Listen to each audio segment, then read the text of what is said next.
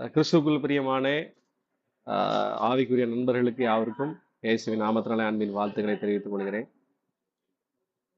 இன்னைக்கு ராத்திரி வேளையில் கொஞ்சம் கஷ்டமான ஒரு சப்ஜெக்டை தான் சிந்திக்கலாம்னு நான் நினைக்கிறேன்.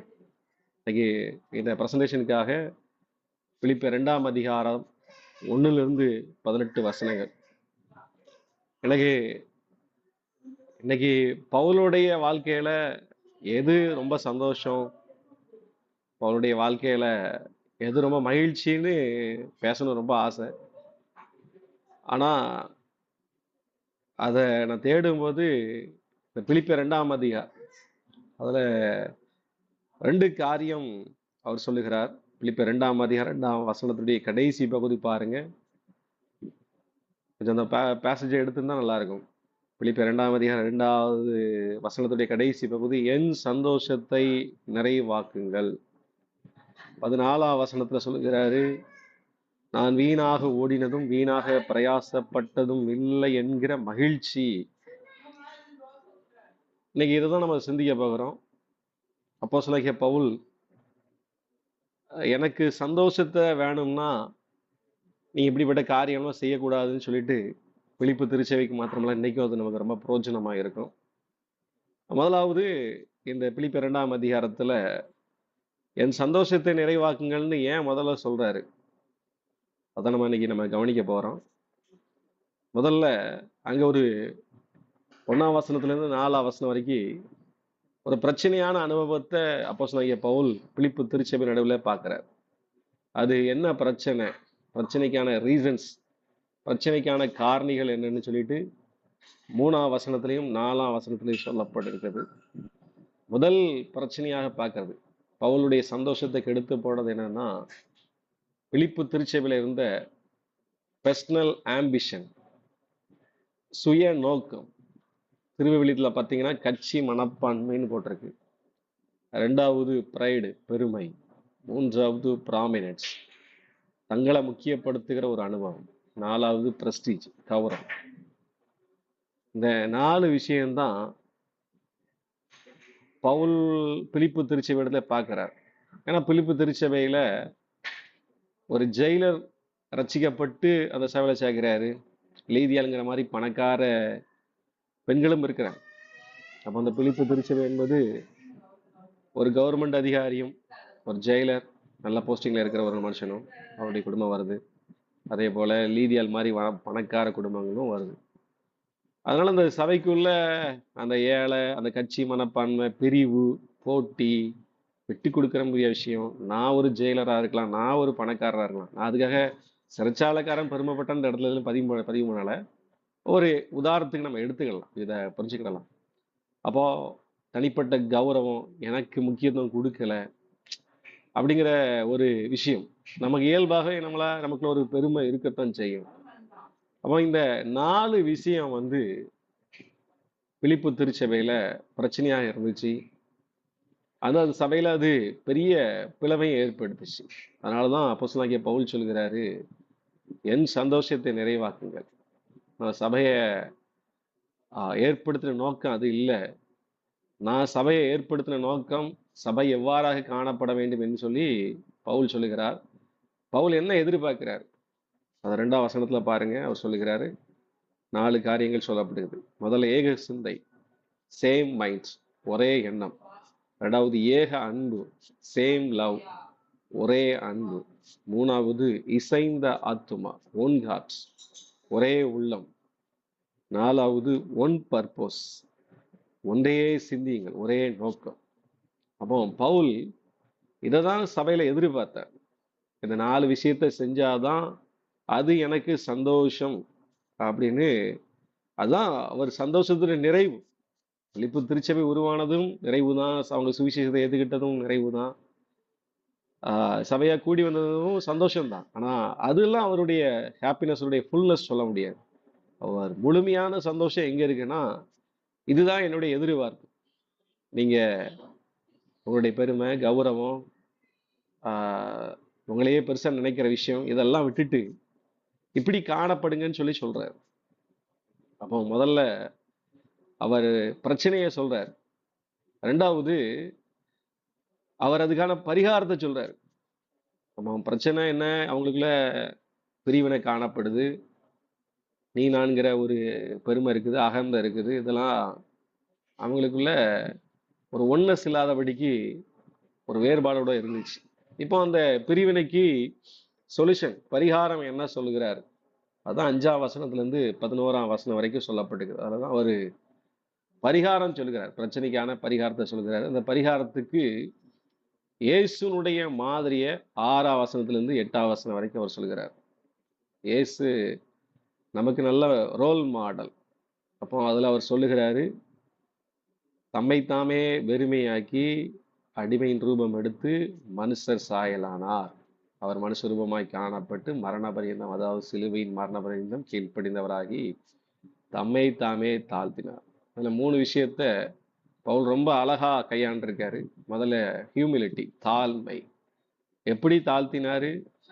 அவர் பிதாவாகிய தேவனுக்கு சமமாய் இருப்பது, அந்த அளவுக்கு அவர் அவ்வளவு மகிமையான ஒரு அனுபவத்தை இருந்தாரு. ஆனா அதை எல்லாவற்றையும் அவர் வெறுத்தார், தாழ்த்தினார்னு நம்ம பார்க்கிறோம். 2வது கீழ்ப்படிஞ்சார். 3வது தம்மை தாமே தாழ்த்தினார், செல்ஃப் ரெனன்சியேஷன், தன்னலத்தையே துறந்தார். தனக்குன்னு எந்த ஆசை இல்லாதபடிக்கு பிதாவினுடைய சித்தத்தை முழுமையாக அவர் உள்வாங்குகிறார். அப்போ பரிகாரம், பிரச்சனைக்கு பரிகாரம், பிரிவினை இருந்த இடத்துல சொல்யூஷனாக சொல்கிறார். நீங்க இயேசுனுடைய மாதிரியை பார்த்துக்கணும். இயேசுடைய மாதிரி எப்படிப்பட்டதாக இருந்துச்சு? முதல்ல அவர் ஹெவன்ல இருந்து எர்த்துக்கு வாரார், பரலோகத்தை திறந்து அவர் பூமிக்கு வாரார். இதை நம்ம புரிஞ்சுக்கிட முடியும். நல்ல வசதியான ஒரு கண்ட்ரில இருந்தோ, எல்லா ஒரு இடத்த விட்டுட்டு நம்ம ஊருக்கு வந்தாலோ, இல்லை நம்ம ஒரு கஷ்டப்பட்ட ஃபீல்டுக்கு போனாலோ நம்ம புரியும். நம்ம 24 மணி நேரம் நல்ல ஏசியோட கூட இருக்கலாம், நல்ல நெட்ஒர்க்கோட கூட இருக்கலாம், ஒரு ஏசி இல்லாத இடத்துக்கு நம்ம போகலாம், வெஹிக்கிள் இல்லாத இடத்துக்கு போகலாம். சில அட்வான்டேஜ் நம்ம இல்லாத டைம்ல அதை நம்ம ரொம்ப கஷ்டப்படுவோம். நம்ம ஏன் இந்த இடத்துக்கு வந்தாலும் நம்ம ஃபீல் பண்றோம். ஆனா ஏசு எப்படிப்பட்டவராக இருந்தாரு? பரலோகத்துல பிதாவுக்கு சமமாக இருந்த அவ்வளவு ஒரு அனுபவத்தை விட்டு பூமிக்கு வந்தார். 2வது அவர் மகிமையாக இருந்தார். அவர் செர்வன்ட்ஹுட், ஒரு ஸ்லேவாக, அடிமையின் ரூபம், அந்த இடத்துக்கு போயினார். 3வது அவர் சிங்காசனத்துல இருந்தாரு, சிலுவைக்கு நேராக தன்னை தாழ்த்தினார். இதுதான் இயேசுவின் மாதிரி. இயேசுனுடைய மாதிரில அவருக்கு சொல்லப்படுகிறது, ஜீசஸ் வாஸ் லார்ட். அவர் கர்த்தராக இருந்தார், சுப்ரீம் அத்தாரிட்டி. அவருக்கு நிகரான அதிகாரம் வேற யார்கிட்டயுமே கிடையாது. அப்போ அவ்வளவு அதிகாரம் நிறைந்த இயேசு, கர்த்தராக ஞாபகம் தரிப்பிக்கப்பட்ட இயேசு, அவர் உங்களுக்காகவும் எனக்காகவும் அடிமையானார். அவர் எப்படிப்பட்ட அடிமையானார்? யார் வேணாலும் என்ன வேலை சொன்னாலும் அதுக்கு கீழ்ப்படுகிறார்.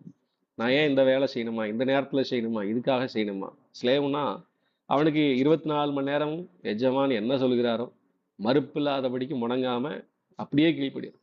அந்த அளவுக்கு இயேசு அந்த அளவுக்கு அடிமையின் ரூபம் எடுத்தார். அதை தாண்டி உலகத்துல ஒரு பொசிஷன் கீழான்னு சொல்ல முடியாது. அப்போ இருக்கிறதுலே லோயஸ்ட் ஸ்டேஜ் என்னன்னா ஒரு ஸ்லேவ் தான், அடிமை தான், அந்த செர்வெண்ட் கூட தான். அந்த அளவுக்கு ஆண்டவர் சுப்ரீம் அத்தாரிட்டியில இருந்த அவர் தன்னை தாழ்த்தினார். அதுல சொல்லப்பட்டிருக்குது, even death on a cross, அவர் சிலுவையின் மரண பரியந்தம். அப்போ சிலுவையின் மரண பரியந்தம்னா நமக்கு ரொம்ப அதை பெருசா நம்ம நினைக்க மாட்டோம். பட் இயேசுடைய காலகட்டத்துல இட் வாஸ் ஹியூமிலிட்டி. சிலுவை என்பது ஒரு அவமானத்தின் சின்னமாக இருந்தது, சேம்ஃபுல், அது ஒரு கேவலமாக கருதப்பட்டது. Inglorious execution as a criminal, ஒரு குற்றவாளியாக இழிவாக கருதப்படுகிற விஷயம். அப்போ ஒரு அவமானமாக, கேவலமாக, ஒரு குற்றவாளியாக இழிவாக யோசிச்சு பாருங்க. ஜெயிலுக்கு போயிட்டு வந்தவனே என்ன இருந்தாலும் இவன் ஜெயிலுக்கு போயிட்டு வந்தவனா நினைப்பாங்க. ஒரு குற்றவாளி என்பது சும்மா சாதாரண விஷயம் கிடையாது. அவ்வளவுக்கு என்ன சொல்லுவோம், அந்த இழிவான சூழ்நிலையும் ஆண்டவர் நினைச்சாரு, சகித்தார். அந்த வார்த்தை ரொம்ப நல்லா இருக்கு, தம்மை தாமே தாழ்த்தினார். அது என்ன ரொம்ப தொட்டுச்சு, தம்மை தாமே தாழ்த்தினார். அதாவது தன்னலத்தையே துறந்தார். நமக்குன்னு சில ஆசை விருப்பங்கள் இருக்கலாம், நம்ம நல்ல ட்ரெஸ் போடணும், நல்ல ஃபோன் வைக்கணும், நமக்குன்னு ஒரு வாழ்க்கை இருக்கு, நமக்குன்னு ஒரு குடும்பம் இருக்கு. ஏசு தனக்குன்னு எந்த ஆசையும் வைக்காதபடிக்கு அவர் தன்னலத்தை துறந்தார். அந்த இதுல ரொம்ப முக்கியமான விஷயம், இயேசுனுடைய இந்த தியாக அன்பு நமக்கு எட்டாததாக இருந்தாலும், இதை நம்மால் புரிந்து கொள்ள இயலாவிட்டாலும், இது நம் ஆசீர்வாதமான அனுபவமாகும். அவரை ஆராதித்து தொழுதும் பாக்கியமாக நாம் கருது கொள்ள வேண்டும். இயேசு பரலோகத்தை விட்டு பூமிக்கு வரணுமா? இயேசு சிங்காசனத்தை விட்டு சிலுவையில தொங்கணுமா? இயேசு மகிமையெல்லாம் இழந்து இப்படி அடிமையா இருக்கணுமா? இதெல்லாம் எதுக்கு? ஒரு கேள்வி நமக்குள்ள எழும்பினாலும், நம்ம அறிவுக்கு இந்த காரியங்கள்லாம் நமக்கு எட்டாதா இருந்தாலும், இதெல்லாம் ஒண்ணே ஒண்ணுதான். அவர் எனக்காக சிலுவையில அவ்வளவு பெரிய தியாகத்தை அன்பை வெளிப்படுத்துவதற்காக அவர் செய்திருக்கிறார். இதை செய்யணுமான்னு ஒருவேளை நம்ம கேள்வி கேட்கலாம். ஆனா இயேசு தன்னுடைய அன்பை, இந்த தியாகத்தை நமக்கு ஒரு ஆசீர்வாதமான ஒரு ரிச்னஸ் எக்ஸ்பீரியன்ஸ், ஸ்பிரிச்சுவல்ல ஒரு ரிச்னஸ் எக்ஸ்பீரியன்ஸ் நமக்கு தரும்படியாக, நம்ம எப்பவும் அவரை ஆராதித்து சொல்ல முடியாத ஒரு பாக்கியமான ஒரு விஷயமாக இந்த அனுபவத்தை நம்ம பார்க்கணும். அப்போ இதுதான் இயேசுவினுடைய மாதிரி. அவன் பிரச்சனையை அவர் பார்க்கிறார், அதுக்கு பரிகாரத்தை சொல்லுகிறார். மூணாவது, அவர் புத்திமதி சொல்றார். 13ஆம் வசனத்துல இருந்து 18ஆம் வசனம் வரைக்கும். ஒருவேளை இதை நான் ரொம்ப முக்கியப்படுத்த வரேன். இவ்வளவு நேரம் நீங்க எப்படி கவனிச்சிருப்பீங்கன்னு எனக்கு தெரியல. பட் இது ரொம்ப முக்கியமான விஷயம். பவுல் கடைசியாக புத்திமதி சொல்லுகிறார். ஏன் புத்திமதி சொல்றாரு? 14ஆம் வசனத்துல வரைக்கும், நான் வீணாக ஓடினதும் வீணாக பிரயாசப்பட்டதும் என்கிற மகிழ்ச்சி கிறிஸ்துவின் நாளிலே எனக்கு உண்டாகணும். அவங்க நடுவில் ஊழியம் செஞ்சேன், சுவிசேஷத்தை அறிவிச்சேன், சபையை ஸ்தாபிச்சேன். நான் அதோடு கூட நிற்க விரும்பல. அந்த சந்தோஷத்தோடு கூட எனக்கு போதாது. எனக்கு இன்னும் சந்தோஷம் வேணும். அது ஏன் சந்தோஷம் வேணும்னா, உங்க எல்லாரையும் நான் கிறிஸ்துவின் நாளிலே நிறுத்தணும். அதுதான் என்னுடைய சந்தோஷம், நிறைவாகிற ஒரு அனுபவம்னு அவர் சொல்லுகிறார். ஆத்துமாக்கள் ரட்சிக்கப்படுவதற்கு மட்டும் பவுல் பொறுப்புடையவர் அல்ல. ஒவ்வொருவரையும் கிறிஸ்துவுக்குள் நிறைவானவர்களாக நிறுத்த வேண்டியதும் பவுலுடைய பொறுப்பாக, ரெஸ்பான்சிபிலிட்டி. அதுவே தான் கிறிஸ்துவின் நாளில் மகிழ்ச்சியோடு கூட தான் காணப்படுவதற்கு காரணமாக இருக்கும் என்பதை இங்கே புத்திமதிகளாக குறிப்பிடுறார். அப்போ பிரச்சனையை பார்க்கிறாரு, அதுக்கு பரிகாரத்தை சொல்லுகிறாரு. அதோடு கூட சேர்ந்து அவரும் புத்திமதி சொல்லுகிறார். ஏன்னா ரட்சித்தது மாத்திரம் என்னுடைய இலக்கு கிடையாது. உங்களை கிறிஸ்துவின் நாளிலே உங்களை மாசற்றவர்களாக நிறுத்தணும். அதுதான் என்னுடைய ரெஸ்பான்சிபிலிட்டி என்று ரட்சிப்பை பெற்றாச்சு, ஊழியத்தை தொடங்கியாச்சு, அப்படியே அவர் அந்த விஷயத்தை விட்டாம அதை தொடர் காரியமாக அவர் செய்கிறத நம்ம பார்க்கின்றோம்.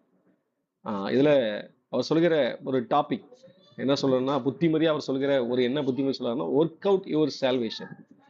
ரட்சிப்பு நிறைவேற பிரயாசப்படுங்க. 14ஆம் வசனத்துடைய பின்பசில அந்த வசனத்தை சொல்லப்படுகிறது, ரட்சிப்பு நிறைவேற பிரயாசப்படுங்கள். 12ஆம் வசனத்துடைய கடைசி பகுதி சொல்லுகிறது, உங்கள் ரட்சிப்பு நிறைவேற பிரயாசப்படுங்க. இதுல நல்லா கவனிக்கணும். இன்னைக்கு ஆரம்ப ஜபத்துல ஒரு வார்த்தைய சுந்தரன சொன்னாங்க. அதாவது நம்முடைய சுய கிரியையினால அல்ல, நம்ம நிக்கிறோங்கிறதுனால அல்ல. அந்த வார்த்தையை நான் ரொம்ப அழுத்த விரும்புகிறேன். இதுல ஒர்க் ஃபார் யுவர் சால்வேஷன் சொல்லல, இதுல ஒர்க் அவுட் யுவர் சால்வேஷன். என்ன வித்தியாசம்? நம்மளால ரட்சிப்புல நிலைச்சு நிக்க முடியாது. நம்ம அதுக்காக எந்த ஸ்டெப் எடுத்து நம்மளுடைய பலத்தினால அல்ல. ரட்சிப்பு கர்த்தருடையது. அது இலவசமாக சிலுவையில இயேசு நமக்காக சம்பாதிக்கிறார். இது நம்ம சுய நீதினாலேயோ சுய கிரியினாலேயோ நம்ம அந்த ரட்சிப்பு பெற்றது கிடையாது. ரட்சிப்பு ஃபுல் அண்ட் ஃபுல் கிருபையினால நமக்கு கிடைச்சது. அவர் நம்ம அன்பு கூர்ந்ததுனால கிடைச்சது. அதனால நம்ம ரட்சிப்பு நிறைவேற ஏதோ நம்ம சுய பிரயாசம்னு நம்ம நினைக்கண்டா. அதாவது ஒர்க் அவுட் யுவர் சால்வேஷன். அதாவது நம்முடைய ஓட்டத்தை நம்ம பாதையில நிறுத்தி விடக்கூடாதுங்கிறதுக்காக தான் பவுல் இந்த இடத்த புத்திமதியா சொல்கிறார். Go on until the work of salvation is fully achieved in. சுவிசேஷம் என் வாழ்க்கையில அது முழுமையான செயல்பட்ட என்னுடைய வாழ்க்கையில நிறைவேற்றணும். சுவிசேஷம் என்பது பூரண சுவிசேஷம். நம்ம சுவிசேஷம் இயேசு சிலுவையில ரட்சித்தார். அது சுவிசேஷத்துடைய இனிஷியல் ஸ்டெப், முதலுடைய காரியம். பூரண சுவிசேஷம் என்பது என்ன? நான் அவரை போல மாறுகிற ஒரு விஷயம். நான் பூரண கிறிஸ்தவனாக வாழ்கிற ஒரு விஷயம். நான் அப்படிப்பட்ட மறுரூபமாக்கப்பட்ட அனுபவம் தான் பூரண சுவிசேஷம். அப்போ அந்த பூரண சுவிசேஷத்துக்கு நேராக நம்ம என்ன செய்யணும்? பிரயாணிக்க வேண்டும். நம்ம இப்போ இருக்கிற அனுபவம் போதும். ரட்சிக்கப்பட்டாச்சு, அபிஷேகம் பெற்றாச்சு, அழைப்பு பெற்றாச்சு, ஊழியம் செய்கிறோம், இதுல நம்ம நிறுத்திடக்கூடாது. அதாவது என்னுடைய வாழ்க்கையில சுவிசேஷத்துடைய முழுமையான எதிர்பார்ப்பையும் அதனுடைய பிரதிபலையும் என் வாழ்க்கையில நான் பெறணும். அந்த சாட்டிஸ்ஃபேக்ஷன் என்னைக்குமே கிறிஸ்டியன் லைஃப்ல வரக்கூடாதுங்கிறது தான் அவர் சொல்கிறார். இன்னும் பூரணத்தை நோக்கி உங்க பூரண ரட்சிப்புக்கு நேராக பிரயாசப்பட வேண்டும் என்று சொல்லி பவுல் சொல்கிறார், புத்திமதியா சொல்லுகிறார். அதுல 5 காரியத்தை அவர் சொல்கிறார். Work out your salvation. 5 புத்திமதிகளை சொல்கிறார். நீங்க ரட்சிப்புல என்ன செய்யணும்? முதல்ல அவர் சொல்கிறாரு எஃபெக்டிவ் ஆக்ஷன். உண்மை கிறிஸ்தவன், ரட்சிக்கப்பட்ட ஒரு தேவனுடைய பிள்ளை தனது வாழ்வை தேவனை நோக்கி பயணிக்கின்ற ஒரு அனுபவமாக கொள்ளுவான். மீண்டும் பழைய ரட்சிக்கப்பட்டது நம்ம வாழ்க்கையில பழைய தீய பழக்க வழக்கங்கள் தாக்கலாம். சில சோதனைகள்ல திரும்ப திரும்ப நம்ம விழலாம். அடிக்கடி சில தோல்விகள், ஆவிக்குரிய தோல்வி ஏற்படலாம், குற்றமான சாட்சி இப்படின்னு சொல்லிட்டு நம்ம ரட்சிப்புல பாதி வழியில நின்று இதுக்கு மேல நம்மளால பூரணத்தை நோக்கி போக முடியாது, நான் இவ்வளவுதான் பலவீனேன், நான் இந்த பாவத்தை என்னால மேற்கொள்ள முடியல அப்படின்னு சொல்லிட்டு நம்ம சில நேரங்கள்ல சோர்ந்து போய்விடுவோம். ஆனா அப்படி நம்ம சோர்ந்து போய்விடாதபடிக்கு அவைகளை தாண்டி நம்ம பயணிக்க வேண்டும் என்பதை தான் அப்போஸ்தலனாகிய பவுல் சொல்லுகிறாரு. உங்க வாழ்க்கையில பூரணத்தை நோக்கி பயணிங்க, பூர்ண ரட்சிப்புக்கு நேராக நீங்க பிரயாசப்படுங்கன்னு சொல்லி அவர் முதலாவது புத்திமதியாக எஃபெக்டிவ் ஆக்ஷன், அத பயனுள்ள செயல்கள், அதை செய்யும்படியாக அவர் சொல்லுகிறார். 12ஆம் வசனத்தில் சொல்லப்படுகிறது, நீங்கள் எப்பொழுதும் கீழ்ப்படுகிறபடியே நான் சொல்லுகிற விஷயத்துக்கு கீழ்ப்படியுங்கள், தூரமா இருக்கும்போது இப்பொழுதும் கீழ்ப்படியுங்கள் சொல்லி சொல்கிறார். 2வது அவர் சொல்லுகிற விஷயம், ஒரு மனுஷன் இந்த சயின்ஸ் ஆஃப் சால்வேஷன் அதுல சொல்கிறார் 5 ரட்சிப்புக்கான அடையாளங்கள்லாம் அவர் சொல்கிறார். அந்த ஒர்க் அவுட் ஃபார் சால்வேஷன் சொல்லலாம், இல்லைன்னா சயின்ஸ் ஆஃப் சால்வேஷன் சொல்லலாம். 2வது அவர் சொல்கிற விஷயம் என்னன்னா ஃபியர் அண்ட் ட்ரெம்பிளிங், பயத்தோடும் நடுக்கத்தோடும் உங்கள் ரட்சிப்பு நிறைவேற பிரயாசப்படுங்க. அது என்ன பயம், அது என்ன நடுக்கம்? அதாவது ஒரு எஜமான் ஒரு வேலைக்காரன் ஒரு எஜமான பார்த்த உடனே ஏற்படுகிற பயத்தின் அனுபவம் இல்லை, மாறாக நான் ரட்சிக்கப்பட்டாச்சு, தேவனுடைய பிள்ளையா மாறியாச்சு, ஆண்டவர் இவ்வளவு கிருபையை தந்தும் நான் திரும்பியும் பாவம் செஞ்சதுனால நான் தேவனை வேதனைப்படுத்துகிறேன், நான் சிலுவையில மீண்டும் இயேசுவை அறைகிறேன், இயேசுடைய ரத்தத்தை என் காலில் போட்டு மிதிக்கிறேங்கிற அந்த ஃபீலிங், அந்த உணர்வு தான் அந்த பயம் நடுக்கம். இந்த பயம் நடுக்கம்னா என்னன்னா ஒரு எஜமானுக்கு முன்பாக ஒரு வேலைக்காரன் கையை கட்டி நிற்கிற அனுபவம் இல்லை, மாறாக அந்த உள்ளுக்குள்ள இவ்வளவு கிருபை பெற்ற நான், இவ்வளவு ரட்சிப்பை பெற்ற நான் இன்னும் நான் பாவம் செஞ்சுக்கிட்டு தானே இருக்கிறேன், இன்னும் இயேசுவை சிலுவையில் அறைஞ்சிட்டு தானே இருக்கேன். எபிரேயர் 2ல சொன்ன போல எபிரேயர்ல சொல்லப்பட்டது போல நான் இயேசுவின் ரத்தத்தை கீழே போட்டு இன்னும் மிதிச்சுக்கிட்டு தானே இருக்கிறேங்கிற ஒரு பயம் நடுக்கம், அப்படிப்பட்ட அனுபவத்தை பவுல் சொல்லுகிறார். இப்போ முதல்ல எஃபெக்டிவ் ஆக்ஷன், நான் விழுந்து விழுந்து போயிடுறேன்னு சொல்லிட்டு இருக்காம நான் இன்னும் பூரணத்தை நோக்கி பயணிக்கணும். 2வது பயத்தோடும் நடுக்கத்தோடும் நான் பாவம் செஞ்சதுனால ஆண்டவரை வேதனைப்படுத்துகிறேங்கிற ஒரு இன்னர் ஃபியர், அது நமக்கு வேண்டும் என்பதை அப்போஸ்தலனாகிய பவுல் சொல்லுகிறார். 3வது ரட்சிப்புக்கான அடையாளம், அந்த ரட்சிப்பு நிறைவேற பிரயாசப்படுகிறதுக்கு அவர் சொல்கிற 3வது விஷயம் என்னன்னா செரனிட்டி அண்ட் சர்டனிட்டி, முறுமுறுப்பில்லாமல் தர்க்கிப்பில்லாமல் வாழுதல். 16ஆம் வசனத்தை சொல்லப்படுகிறது, எல்லாவற்றையும் முறுமுறுப்பில்லாமலும் தர்க்கிப்பில்லாமலும் செய்யுங்க. அது என்ன முறுமுறுப்புன்னா, வனாந்தரத்துல தேவன் வழி நடத்தினார், போல வானத்து மன்னாவினால் போஷித்தாரு, மேகசமம் அக்னி சமம் வழி நடத்தினாரு, அவங்களுக்கு ஒரு குறைவில்லாதபடிக்கு ஆண்டவர் நடத்தினார். ஒரு பரலோக மகிமையின் அனுபவத்தை பூமியில அனுபவிக்கிற ஒரு பெரிய பாக்கியத்தை அந்த 40 இயர்ஸ் அவங்க ஃபீல் பண்ணாங்க. ஆனா அந்த தேவனுடைய நடத்தல்ல சில நேரங்கள்ல தண்ணி இல்லாம போயிரும், சில நேரத்துல ஆகாரம் இல்லாம போயிரும். அப்படிப்பட்ட டைம்ல அவங்க முறுமுறுத்து தேவ கோபத்தை இஸ்ரவேல் ஜனங்கள் பெற்றுக்கொண்டது போல நாம் காணப்படக்கூடாது. அந்த முறுமுறுப்பு தேவ கோபத்தை, நம்முடைய ஓட்டத்தை, ரட்சிப்புக்கு பூரணத்தை நோக்கி போகிற பயணத்தை தடை பண்றதுக்கு அது வல்லமை உடையதுங்கிறதுனால பவுல் சொல்லுகிறாரு, வனாந்தரத்துல இஸ்ரவேல் ஜனங்கள் முறுமுறுத்தது போல நீங்க முறுமுறுக்க கூடாது. தேவனுடைய நடத்தல் சில நேரத்துல வனாராம இருக்கலாம், ஒண்ணுமில்லாமல் இருக்கலாம், ஆனால் கர்த்தர் கைவிட மாட்டாரு. நீங்களும் வழியில தேவ கோபத்தை பெற்று ரட்சிப்பை இழந்து போய் விடாதபடிக்கு ஜாக்கிரதையா இருங்கன்னு சொல்லிட்டு பவுல் 3வது காரியத்தை சொல்கிறார். 4வது பியூரிட்டி, பரிசுத்தம். அதில் சொல்லப்படுகிறது 15ஆம் வசனத்துல, கோணலும் மாறுபாடான சந்ததி நடுவிலே குற்றமற்றவர்களும் கபடற்றவர்களும் தேவனுடைய மாசற்ற பிள்ளைகளாகவும் இருக்கும்படி. ஒருவேளை நம்ம வாழுகிற சந்ததி என்ன, இந்த சந்ததிங்கிற ஒரு வார்த்தையை வச்சு பிரசங்கம் பண்ணால பெரிய பிரசங்கம் பண்ணால. ஏசு சொல்கிறார் இந்த விபச்சார சந்ததி சொல்கிறாரு, அப்போஸ்தலனாகிய பவுல் அப்போஸ்தலர் 2ல சொல்றாரு, இந்த மாறுபாடான சந்ததின்னு சொல்றாரு.